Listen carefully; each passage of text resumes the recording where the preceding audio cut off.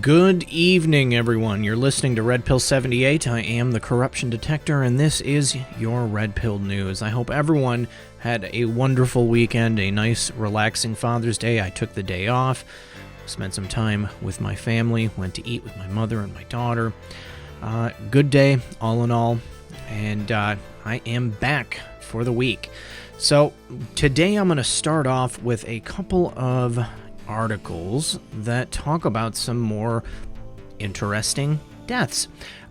This morning, just very recently, we had the 95-year-old mother of Anderson Cooper, Gloria Vanderbilt, who was a model, fashion designer, and mother to Anderson Cooper. She died at age 95.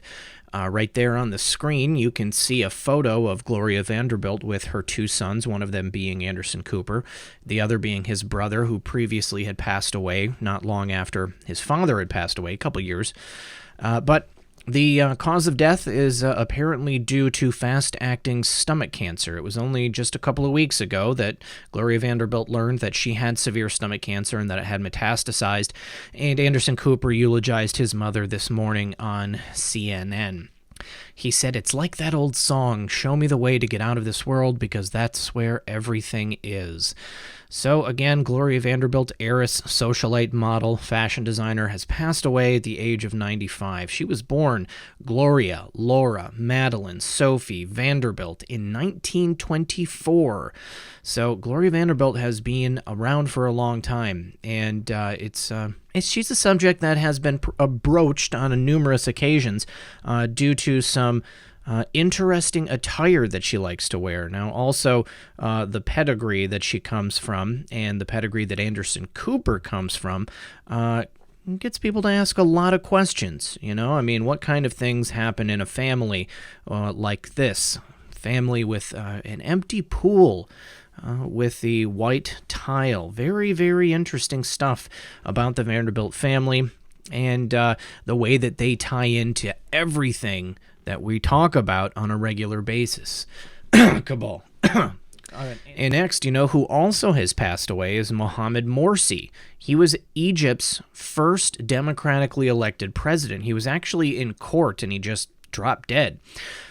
So this was on Monday. So he was ousted in 2013 following the mass protests. He died suddenly on Monday after collapsing in court. He was only 67. He was a senior member of this party, the MB party, which was supported by the former president. So he became the country's first president elected through free elections in 2012 following the Arab Spring.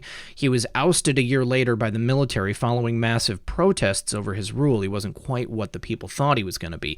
The widespread uproar also resulted in a major crackdown of the Brotherhood, with many of the group's leaders being arrested. He was on trial for espionage charges and attending a session Monday when he died.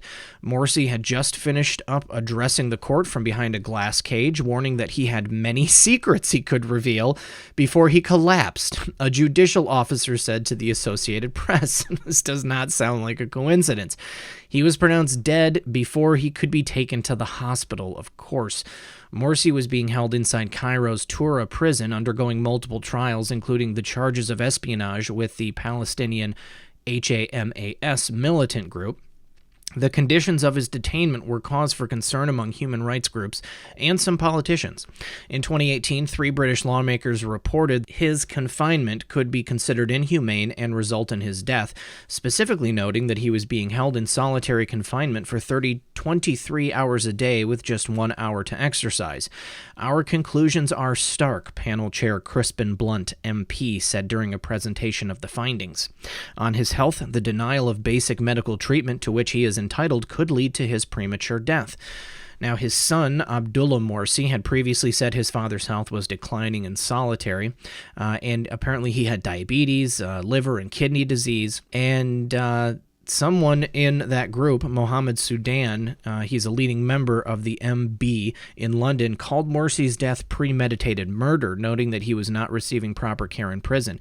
He has been placed behind a glass cage. No one can hear him and know what is happening to him. He hasn't received any visits for a month or nearly a year. He complained before that he doesn't get his medicine. This is premeditated murder. This is slow death.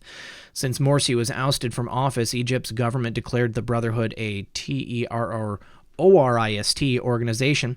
Former Defense Minister Abdel Fattah el-Sisi, who led the military, was subsequently elected president. Tens of thousands of Egyptians have been arrested since 2013, mainly these guys, but secular activists who were behind the 2011 uprising. So, quite interesting. The Arab Spring, as we know, happened with the assistance of people in our government, certain intelligence agencies, clowns_America. Then we have Mohamed Morsi say that he has many secrets he can reveal. As soon as he says that, he drops dead. It's like, it makes you think that they had put some type of explosive switch inside of his body, just a tiny little microchip that all they had to do was push a button if he said the wrong thing, and he's gone.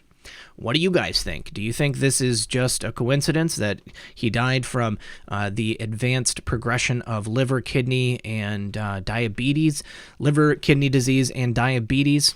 Or do you think that he was given the boot from this world? We'll never know, probably.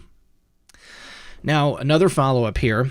I reported on this over the weekend, but I know that not everybody watches the live streams. You guys, I'm sure you remember Linda Collins Smith. She was the Arkansas state senator who was found dead from a projectile weapon in her home last week.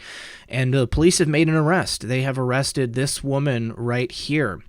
She was a former campaign staffer, and her name is Rebecca Lynn O'Donnell. She's 48 years old, of Pocahontas, Arkansas, and said that the criminal charges were pending but did not say whether they were seeking any other suspects.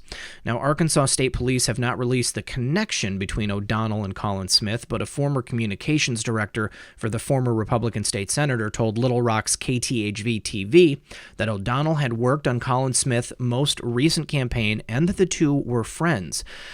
Now, Colin Smith was found with a projectile wound, and according to Ken Yang, her former press secretary, neighbors heard the SHOTS a couple days before authorities found her body.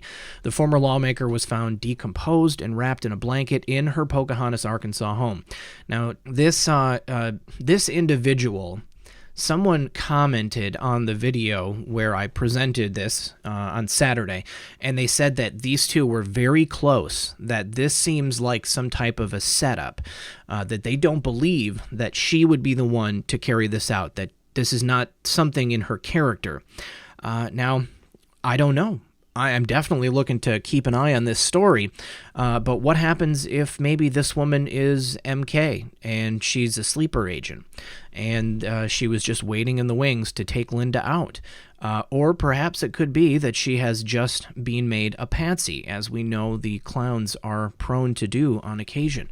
Like I said, we're going to have to keep an eye on this one. Very, very interesting stuff. May have some new information in the week ahead.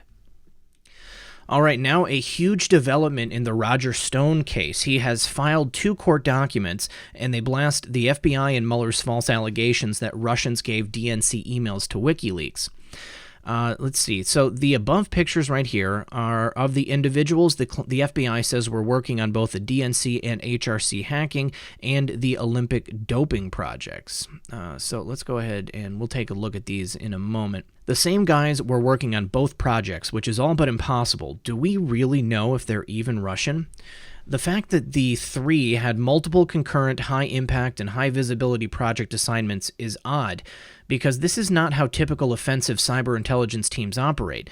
These units tend to be compartmentalized. They are assigned to a specific mission, and the task force stays together for the entire duration of the project. Also, The journalistic organization WL has stated numerous times that Russia did not provide them with the emails they leaked in 2016, and that JA himself has stated that WL had nothing to do with Russia. But of course, the Mueller gang never interviewed anyone at WL in an effort to determine how they received the Clinton emails. Of course, the Mueller team could not risk WL saying the emails were not received from Russia, which would destroy their Russia hacked the DNC fairy tale. Now, Roger Stone continues to fight back, and on Friday he filed 2 documents with the court. The first document was a 15-page reply from Stone to the government's opposition to a motion to suppress. He said, in the first document, Stone filed his first reply to the government's opposition to his motion to suppress all evidence as fruit of illegal search warrants and evidentiary hearings. Stone states, the specific challenge to the truthfulness of all the warrants is the unproven claim that the Russian state transferred the DNC and DCCC and other campaign officials' data to that organization WL. Or, said a different way, WL received the data from the Russian state. The government should not have represented this as a fact to the various district judges and magistrates in order to obtain the search warrants. The government has never had to prove its case. The series of misrepresentations is foundational. The government does not dispute in its opposition. The office cannot rule out that stolen documents were transferred from WL through intermediaries who visited during the summer of 2016. Declarations from William Binney and Peter Clay, experts in his field, concur that WL did not receive the stolen data from Russia. The evidence was discoverable to the government simply by analyzing the documents from the WL database. It required no warrant of any entity or person at all. Now, this is devastating to the deep state and the Mueller gang. Even though the government claims that the Russians sent emails to WL, the government agrees it cannot prove it, and yet the government used this as the basis for obtaining all warrants related to the Mueller investigation and all actions related to the fake Russia collusion farce. Now, Stone continues, because the Russian state did not transfer the data to WL, all other allegations, including communications with JA or WL, are irrelevant and immaterial to investigation about Russian interference into the 2016 election. Stone lays out more arguments in the remaining 12 pages of his reply, which is attached above. But Roger Stone isn't done. He next filed another reply with the court, this time a 5-page document related to the court's opposition to a motion to compel. In this document, Stone is compelling the government to obtain and provide to Stone the unredacted portions of the CrowdStrike report that the FBI and the Mueller gang used to create the Russia investigation and the Mueller investigation. Defendant Roger J. Stone respectfully moves to compel discovery of the unredacted copies of the CrowdStrike reports, in light of the government's representation that it does not have the unredacted reports. Stone's documents are devastating to the Russia stole DNC emails and provided them to WikiLeaks farce. He is facing an uphill battle with the crooked former president's administration appointed judges overseeing his case, which would be Amy Berman Jackson. But the facts are in his favor. It's all conjecture. They haven't proven a thing. Now let's hope that Roger Stone is able to present all the information available to destroy the Russia collusion sham once and for all. This is great. It's really difficult for the government, for the judge, to ignore this because he is pointing this out, and it's very correct. The Russians have never seen their day in court. It has never been proven. In fact, it is being disproven that Russia had anything to do with this farce. They don't have any evidence at all showing that Russia or WL or anybody associated with them hacked into the DNC or the DCCC. This is all just fantasy. It is a fairy tale. Let's get a closer look at who these people are. Of course, here is the inimitable Roger Stone. Here is the actual documents. Oh, looks like they're quoting Praying Medic. That's kind of neat. All right, let's take a listen to this clip from Bill Binney talking about the fact that the government was not hacked, that the DNC was not hacked by Russia. Yeah, I think that the problem with the Mueller report and the Rosenstein indictment is it's all based on lies. I mean, the fact they're still lying about saying that the DNC was hacked by the Russians and the Russians gave it to WikiLeaks. Well, we had some of our people and our group, the VIPs, the Veteran Intelligence Professionals, look at the data that WikiLeaks posted on the DNC data. I mean, they actually posted the DNC data. So we went and looked at that and said, gee, this data has all of it from the DNC, from the late May material, the DNC Hillary emails, all had a fat file property of it. Now that fat file foreign allocation table format is what a software program does when it reads it to a storage device like a thumb drive or a CD-ROM. And it rounds off the last modified time to the nearest even number. So all of them had that property. So that said that entire set of data was read to a thumb drive or a CD-ROM, then physically transported. Now this is what Kim.com is saying, is what Julian Assange basically was inferring. Others have been saying the same things. Some of the illicit recordings, like, for example, if Cy Hirsch said that. Other people are saying, there's an FBI report saying that that's the way it happened. And so all of that data, or at least positive information, and we've seen nothing positive from the government to assert differently. In fact, the Mueller group didn't even want to talk to us in VIPs who had the evidence, and could show them the evidence. They didn't even want to talk to us because they didn't want to hear it, contrary to their narrative. The same is true with the entire mainstream. Did your group make an attempt to try and talk to them? Oh, we published all this data, yeah. Yeah, I mean, we put it in Consortium News, and we were broadcasting on different programs that would accept us. I mean, the mainstream media wouldn't, because they didn't want to hear it, because it simply denied the lies they've been telling the public for 2.5 years. So, but now I have the same statements in a sworn affidavit in the Roger Stone case. It's a criminal case. And so I've got a statement in there saying this is the lie that they used to get the warrants to go after him. And that's true. So Bill Binney has put together information showing that the government's case is a sham. And it's not just him. It was Adam Carter, the forensicator. He came out and did that first. And we've gone over that before on my program. So here are the Russian hackers, quote unquote, the GRU agents that Mueller team says is who actually carried out the hacking operations. Here's some closer pictures. These are hacking of the Olympic doping project. So it's the same people. Now, do they realize they are using the pictures of the same people, or are these just the only pictures of GRU agents that they have and they're just recycling them? Who knows? Who knows at this point? I think that it's all a snow job. Mueller and the former administration's holdovers are just doing whatever they can to try and keep this case going, pushing it forward, even though it clearly is all fictitious. Now, President Trump had quite the interview over the weekend with George Stephanopoulos, and he said that the former president had to know about the Spygate scandal, and he warned, "You're going to find that out." I sure hope we do. President Trump told ABC's George Stephanopoulos that the former president must have known about the efforts to prevent him from winning the 2016 election. There was no crime, there was no collusion. The big thing's collusion. Now there's no collusion, Trump told Stephanopoulos in an interview that aired Sunday.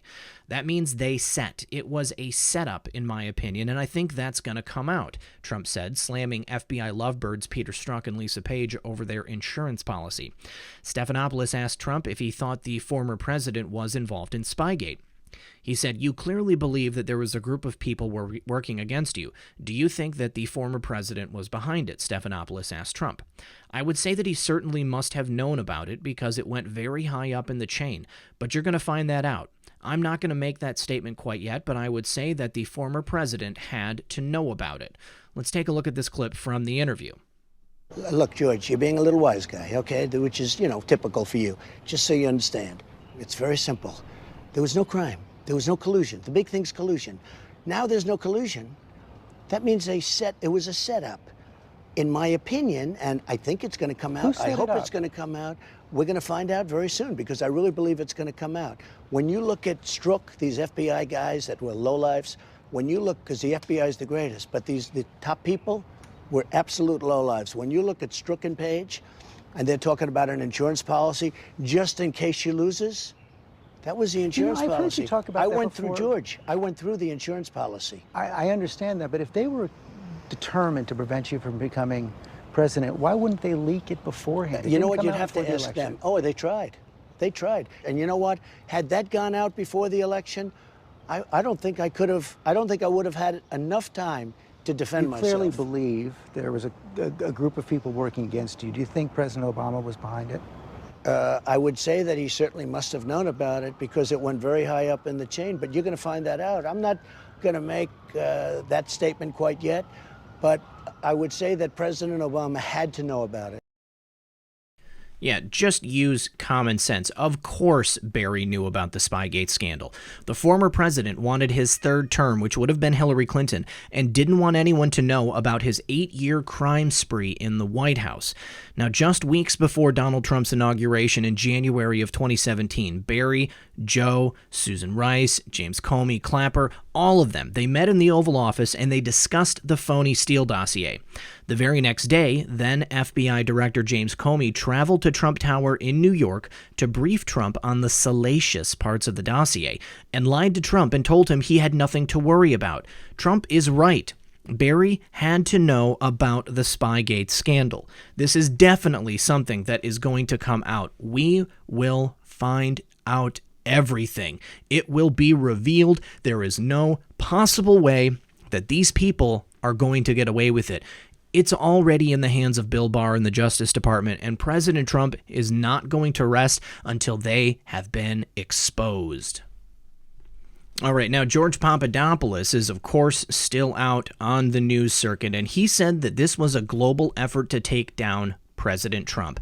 Now, he said that the State Department prodded foreign governments to spy on the Trump campaign. Former Trump campaign advisor George Papadopoulos joined Jeanine Pirro on Saturday to discuss his latest book and the ongoing investigation into the Spygate scandal. The former president used his administration and all the power of the U.S. government to spy on candidate Trump and then his transition team during and after the 2016 election. Papadopoulos told Judge Jeanine that Italy was already investigating Joseph Mifsud and the Italian intel community's role in spying on the Trump campaign.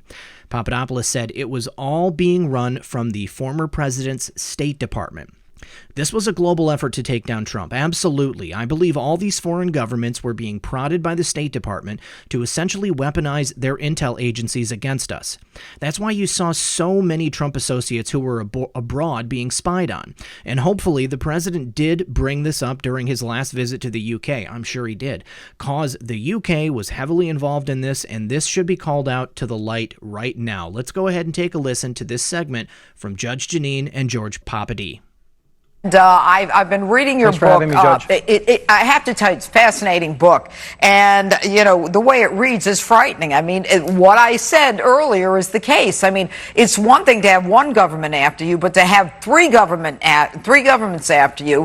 When you're an energy policy advisor, you work for the Hudson Institute. It was a think tank. You know, you're a young guy and you're volunteering. And all of a sudden, you're in the middle of this mess. How were all these countries interested in you, and why? Yeah, that's a great point that you made. This wasn't just a domestic abuse of surveillance. It was a global effort to essentially take President Trump down.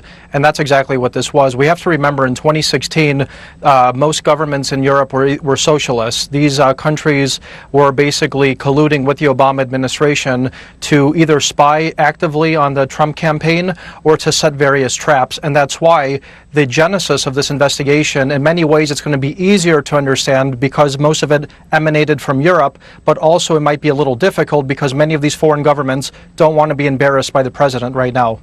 Well, but how do you know that to be the case? Well, because there are a lot of front-page headlines going on in Italy right now that most American reporters, maybe willfully or not, looking into, where they're basically examining some of these key characters involved in my story. For example, Joseph Mifsud, who was this infamous professor who one day unsolicited told me that the Russians had Hillary Clinton's emails, and then all of a sudden there was this cascading effect where I had members of the CIA, the DIA, Australians, and the British basically spying on me in London.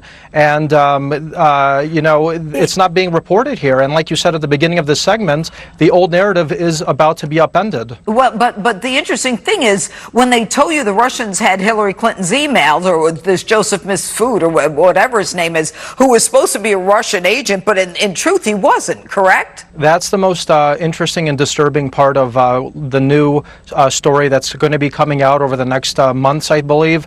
In Italy right now, they're openly reporting that that Joseph Mifsud was an Italian agent who was essentially spying on me and working me in many ways, and possibly being run by the CIA. You're starting to see a lot of reports, even in the New York Times, about CIA involvement in spying on Americans, and I think that's what it is. I think that the next question is, did you ever give that information that the Russians had Hillary's emails to the president? Look, I used to work, like you said, at the Hudson Institute. I was in D.C. I was working with very serious people all throughout my career. You hear a lot of rumors all the time. The last thing you're going to do is go around passing rumors like that. Hillary's State Department server was openly being discussed all over the world of being potentially hacked, and that's exactly what I thought this person was talking about. Never heard the word DNC or Podesta, and the last thing I was going to do is repeat that rumor to anybody on the Trump campaign or transition team. So you did not. The answer to the question is you did not. Absolutely not. Okay, and in the end, I mean, there are people who say the whole thing started at the State Department. I only have a few seconds left.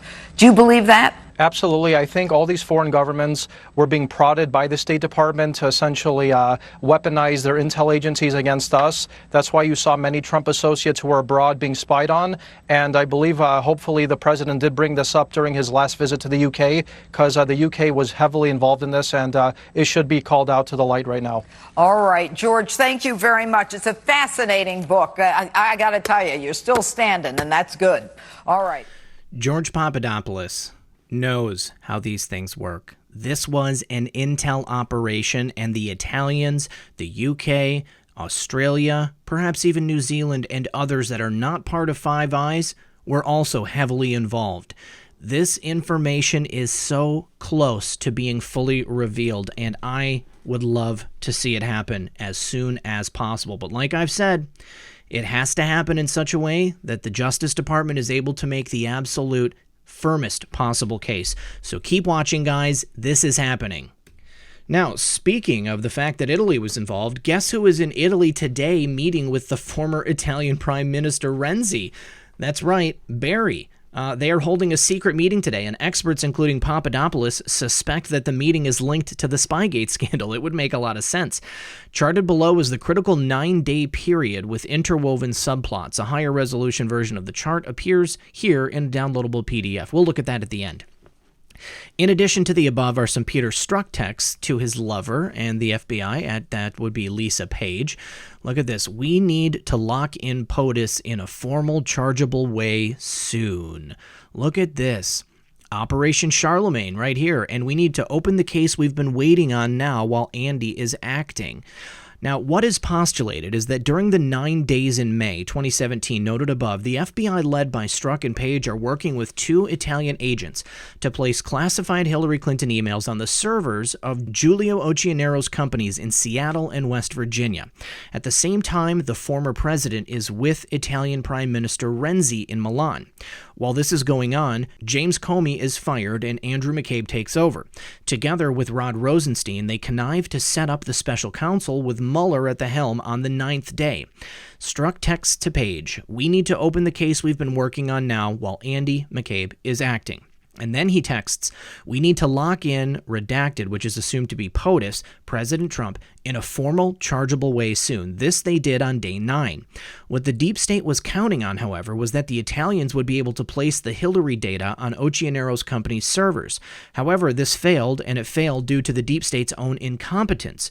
Giulio Occhionero believes that the Clinton email deposit fails. One Occhionero theory is that the prior investigation had ring-fenced his servers from further interference due to the earlier spear phishing investigation into he and his sister. So in effect, the conspirators may have Inspector Clouseau'd themselves.